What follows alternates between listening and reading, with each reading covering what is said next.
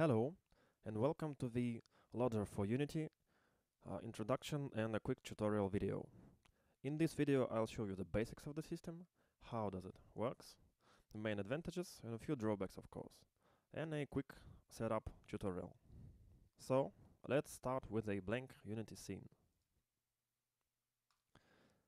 Let's import our package.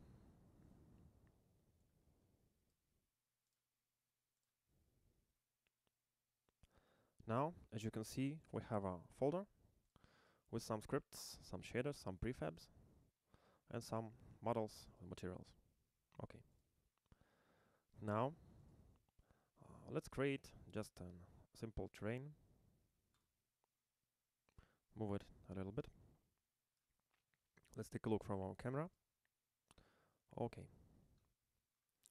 So, the first thing we do is we can either use our camera prefab, or we just can select our camera and attach the camera script to it. The important thing is you have to tag it as the main camera. Each camera that you will use with the LODDER system have to have on it the LODDER camera script with distances set up properly and the tagged as a main camera. So if you hit play button, you can see our main camera created 4 child objects, A, B, C and D switchers for the LOD levels. You can see them as a collider that we use to switch our LODs. Next, just drag and drop simple tree prefab on our scene. It's seen by camera. Okay, let's move it a bit closer. So, when you hit play, you can see our LOD level switching to the closest level. Next, if you move your camera towards and away, you can see the LOD level is changing the further camera gets. If you move the camera away enough, the object will completely disappear. So it's set up to vanish at a certain distance. Okay. Now, let's take a look at a quick system setup. Remove our tree. So, the first thing you have to have is the camera tagged as main camera and with a script on it. You can set the LOD switching distances in the script. Next, you need an empty game object. So, move it a little bit closer to our camera. Then, let's create our LOD object. For example, it will be a cube, a sphere, and a capsule. Select them, move them closer to our camera, and scale them a little bit so they will be more visible. Next, let's take a look from our camera. Okay, it's almost what we need. So now we can see our objects nearby. Next, just take our empty game object, center it to our other object. Next, what we'll do? We need to remove all the colliders from our LOD objects.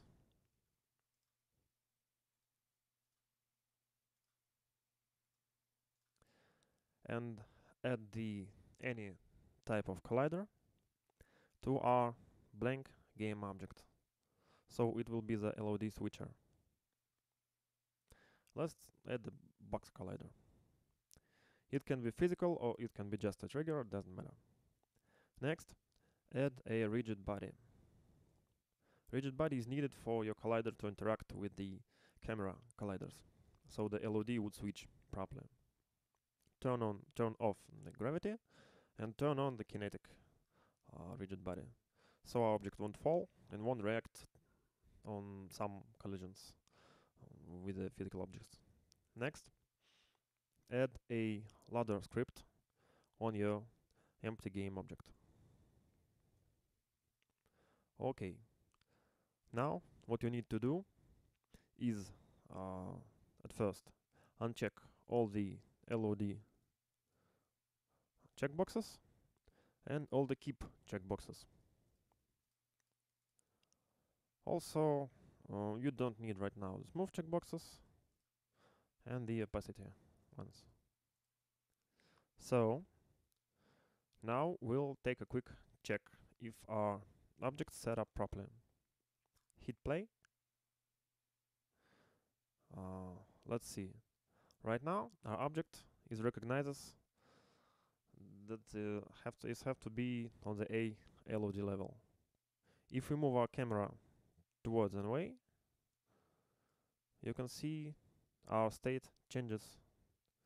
So it means that your object is set up correctly. The rigid body, the collider, and the script. Okay. Now let's add our LOD objects as a child to our blank game object. So the blank game object with the collider and rigid body and script is a parent to our LOD objects. Next, what we have to do is assign them to the slots of your ladder script. For example, the cube will be the high level, the sphere will be the middle high level, and the capsule will be the middle low level. If you want to use these slots, check the A, B, and C LOD checkboxes. The important thing is you have to uncheck all the slots that you don't use, because otherwise you will get some errors like this. Next, you'll have to assign the materials on your objects and set them properly on these slots. So, for example, create 3 materials. Material, let's name it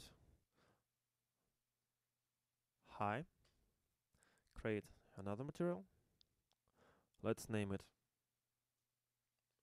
middle, and another one, name it low. So the high material will be our cube, the low material will be our capsule, and the middle material will be our sphere.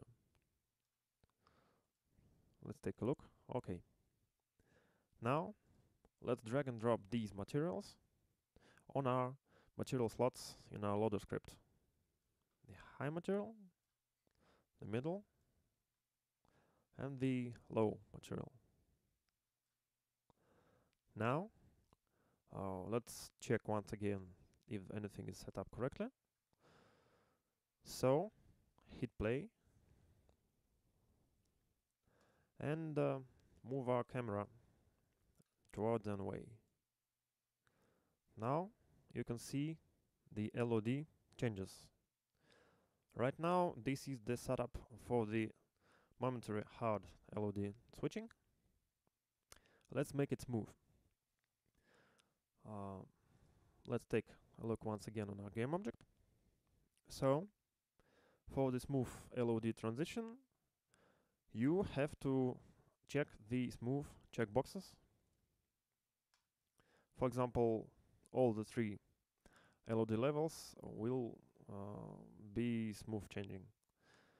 If you do not, or if you want to save some performance, you can uncheck the smooth checkboxes on the farthest levels, so they will change instantly, and it will save you a lot of performance. Because on the far level, you won't notice some switching. Next, what you have to do is assign some shaders with the transparency on your LOD objects. Otherwise, it will not work correctly, because all the smooth transition is happening through the transparency, through the alpha channel changing. So transparent, just the diffuse shader. Let's set up all the shaders on our materials like a transparent diffuse. You can experiment on it by yourself. Make the shaders more economical. So, for example, you can use some expensive shaders on the closest level, and the simplest shaders on your farthest level. So you just won't notice the bump or some specularity on the big distance. So it doesn't important if you use the less expensive shaders on these distances. Now let's see if our shader is set up correctly. Okay, let's come back to our game object. The smoothing is set up. Now let's take a look once again. As you can see, our objects switches smoothly as we move our camera towards and away. Now let's take a look at some other functions of our system.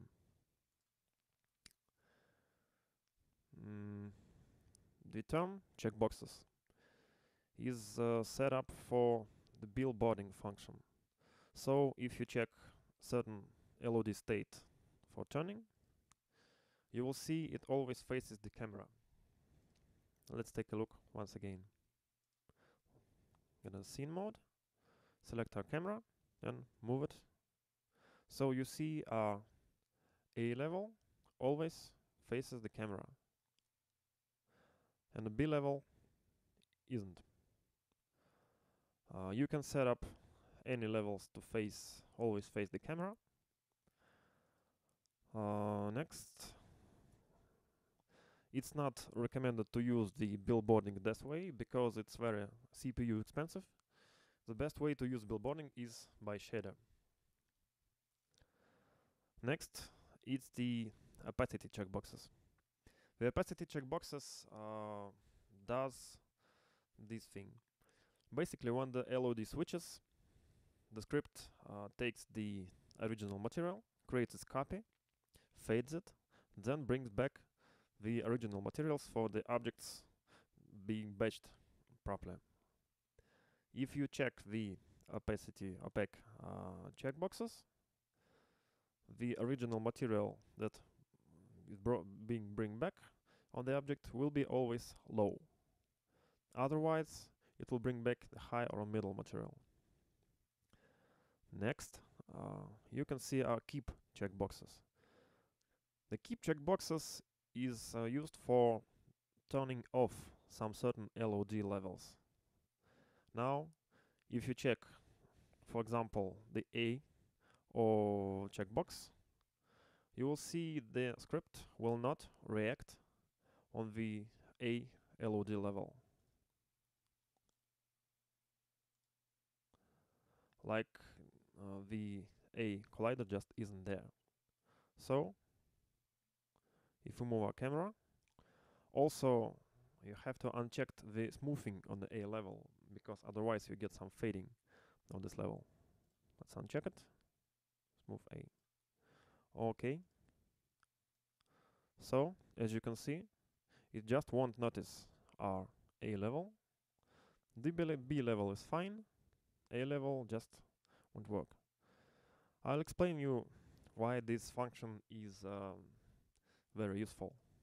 So, for example, you want to have some trees on your front and some less expensive, just a wall of trees on the back, like it's been done in the older games. So let's take our forest prefab, drag it on our scene, hit play, and now as you can see, it disappeared. So move our camera away enough. When we get to some big distance, the forest appears. As we move closer, it just vanishes. Let's take a look how our forest is set up. It uses just a E LOD state. All the other states are unchecked, and it uses all the if you uncheck all the other checkboxes, nothing will happen. But if you check the keep checkboxes, you will notice that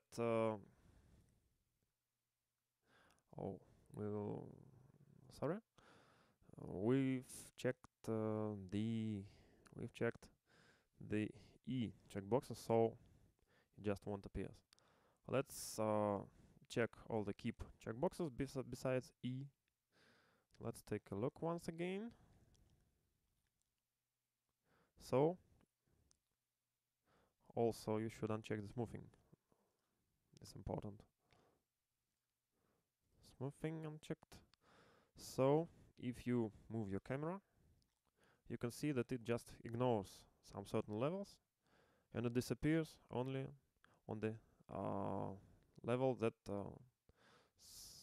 when the keep is active. So let's, for example, make it disappears on a B level. Next, let's take a look. Move our camera. Now, on the B level, it disappears.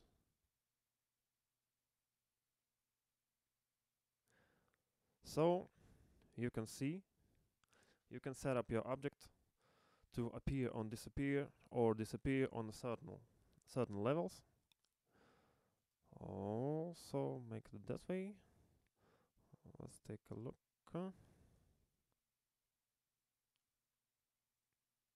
Yes.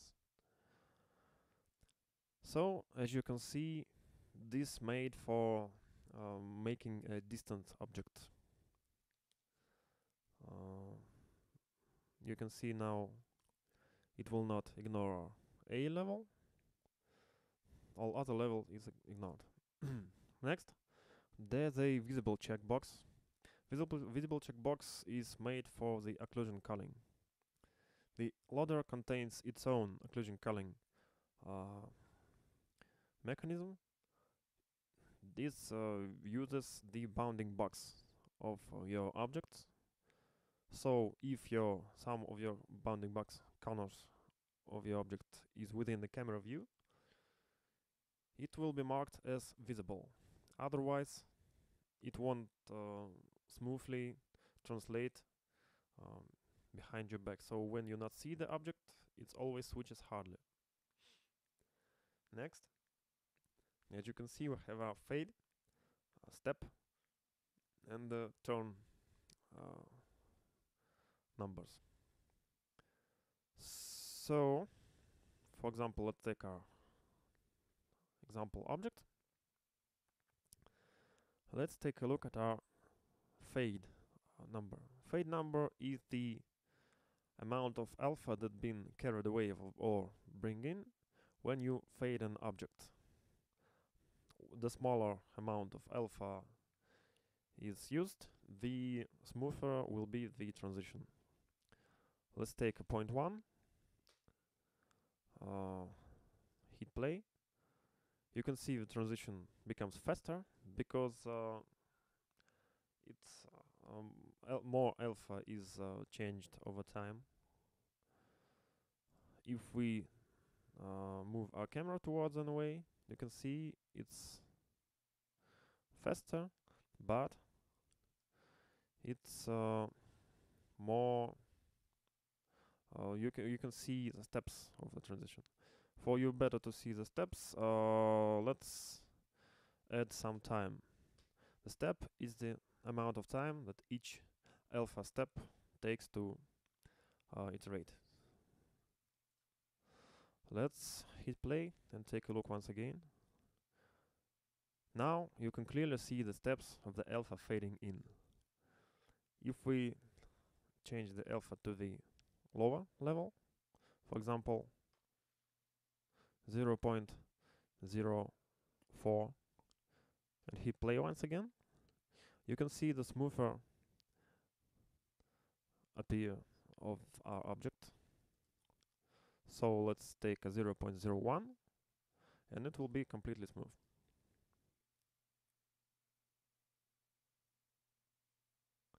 So the step is the amount of time. If we take 0.1, it will be faster and it will be always seamless. These parameters are needed for you to set up the desirable smooth appearance of your LOD levels. The smoother the smoother setup you use will be more good looking, but more performance-wise expensive. Next, you can see the turn multiplier. Basically, what it does, it makes your billboard turning more how to say. Hold on, let's take a look. Now, let's turn off smoothing at all. So we'll see along fading. Now, let's move our camera and fiddle a little bit with our turning parameter. Now, we can see our object is turning a little bit stepwise. Next, just add some turning multiplier, like 0.1.